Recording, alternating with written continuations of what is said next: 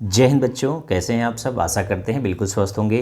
तो आज हम लोग वेस्पर थ्योरी का एप्लीकेशन में अमोनिया का शेप और ज्योमेट्री देखेंगे और 2D यानी जो हम पेपर पर ड्रॉ करते हैं और 3D दोनों के में कितना डिफरेंस होता है, विजुलाइज करना कितना आसान हो जाता है 3D मॉडल से।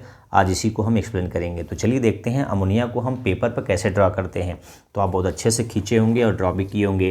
तो ये देखिए, मैंने दो संरचना बनाया है अमोनिया का। एक ये जो वेस्पर थ्योरी के हिसाब से है और दूसरा जो बॉन्डिंग के हिसाब से सही है। तो केवल बॉन्डिंग के लिए हम इसको ड्रॉ कर सकते हैं, लेकिन ये एक्चुअली में सही नहीं है। सही कौन है? ये वेस्पर थ्योरी के हिसाब से ये पिरामिड या पिरामिडल शेप होता है अमोनिया का, जिसमें एक लोन पेयर है, 3 बॉन्ड पेयर है और इसके बीच का एंगल कितना होता है? 107 अंश।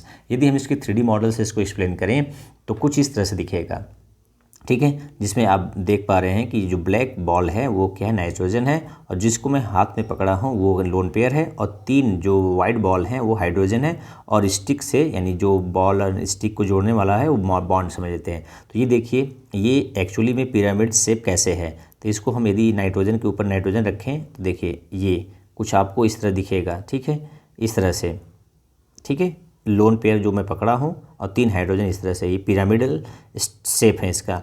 लेकिन इसकी ज्यामिति की बात करें हम, यदि इसकी ज्यामिति की बात करें तो इसका ज्यामिति क्या है? टेट्राहेड्रल है। क्यों? क्योंकि इस ज्यामिति में यानी ज्योमेट्री में हम लोन पेयर और बॉन्ड पेयर सबका अरेंजमेंट बताते हैं। तो ये लोन पेयर है, लेकिन इस शेप क्या है? शेप में इसकी हम लोन पेयर को काउंट नहीं करते। तो ये ज्यामिति इसका टेट्राहेड्रल, क्योंकि नाइट्रोजन पर हाइब्रिडेशन कैसा है? sp3, लेकिन इसका आकृति क्या है? पिरामिड, ठीक है। तो ये बात आपको समझ में आ गई होगी। तो वीडियो कैसा लगा, सुझाव देने के लिए कमेंट बॉक्स खुला है। जय हिंद, जय भारत।